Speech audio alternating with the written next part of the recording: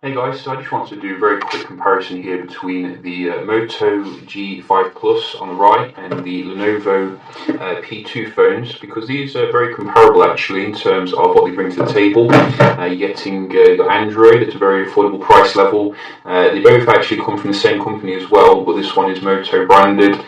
So I think some people might be wondering, is it worth it to get the P2 here with a massive battery, 6,000 rated, as well as slightly more RAM and a beautiful AMOLED display, or is it worth it getting the Moto G5 Plus with an arguably better camera, 1.7 aperture, as well as more kind of familiar interface here, like more stock like pixel interface. And I'm going to say there are some reasons to consider each handset. First, we can talk about the displays here, which is obviously the main thing, which I do notice, like, which is different here.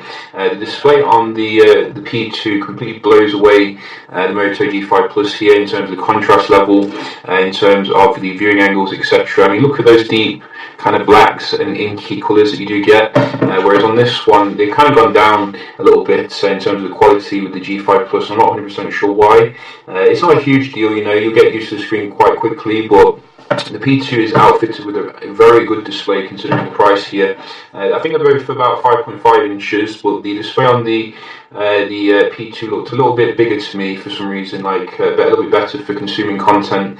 The actual build of each phone is comparable. I think the G5 Plus has slightly nicer build to it in terms of the curves around here. It feels quite premium. It's a little bit plasticky at the same time, so they definitely, skimped a little bit when it comes to the actual the quality of the materials, but I think in terms of the actual build, it does feel a little bit nicer in the hand compared to the P2. The P2 in itself feels very strong.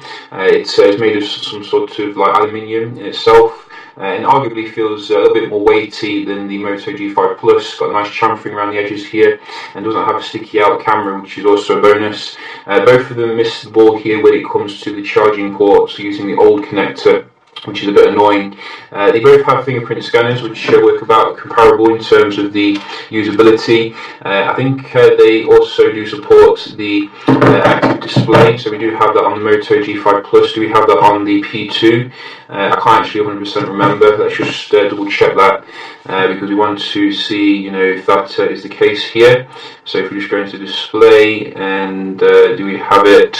I don't think we do actually. Maybe I'm missing the setting, but I think that is something to consider here, like a key differentiator, that you do get the Moto display on the Moto branded phones, which is very good for checking the battery life with a nice circle, which comes up, as well as useful information at the end of the day. So that's something to consider here. I think the P2 does strike back though with the massive battery, which is, as I said, 6,000 mAh. I've been unable to actually drain the phone in one day. Even 2 days, you'd be finding it quite difficult.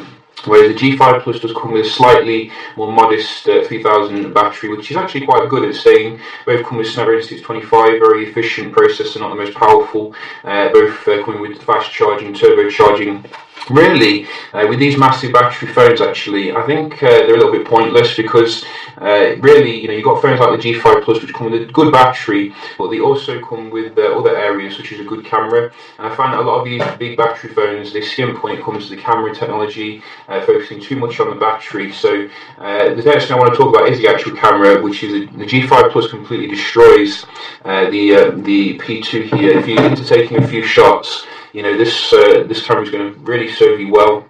It's got fast autofocus, the colours, etc. look fantastic. Low light's decent. It's showing the same sensor as the Samsung latest handsets, so you are going to get good performance here. You're also getting your 4K video recording, which is nice. The P2 does come with 4K as well as its own camera system, which I have got a few good shots out of. But the main problem it has is focusing. It can be very temperamental in terms of the focusing, as well as keeping the shot steady when you do take the shot. Like now and again, you'll see it comes out blurry here. You can see that was perfect in terms of me lining it up, but it still came out blurry for some reason. So a little bit of shame when it comes to the camera on the P2. You get the job done most of the time, but the G5 Plus in a league of its own in terms of the price for the camera. Both of them don't come with any waterproofing, I don't think. Maybe the G5 Plus does come with some protection. Let's just double check here on the fly. because I'm not 100% sure actually.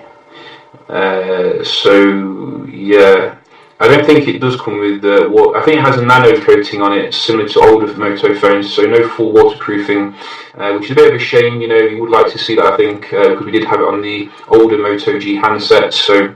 Both of them obviously skimping there, but nevertheless, I think there's definitely some reasons to consider each phone here. I think generally most people are going to have a better experience with the G5 Plus because it runs more, pixel light interface here. The camera is way better, the battery is good enough, and it feels a bit nicer in the hand. But then again, if you look at it from the screen perspective as well, if you need the absolute beast battery life. 3-4 days, and the P2 itself is got some nice things here. The only thing which I would notice, I've actually noticed about the P2 is that they bumped the price up because it was like a steal here in Europe. It was like €200 when they first released it. Now they bumped it up to €300 because they realised like how good value the phone was. You're also getting 4 gigs of RAM, which is nice compared to I think 3 gigs in this particular model. So definitely some reasons to consider each phone here. I think this one also supports the dual SIM arrangement as well. So if you do have another SIM that you want to use, you can do that with the P2. But I think they're both good phones overall, and definitely have some strengths and weaknesses here. Yeah, let me know which one's your favourite. Definitely interested to know. Hope you enjoyed the video, found it helpful, and I'll see you in the next one. Cheers.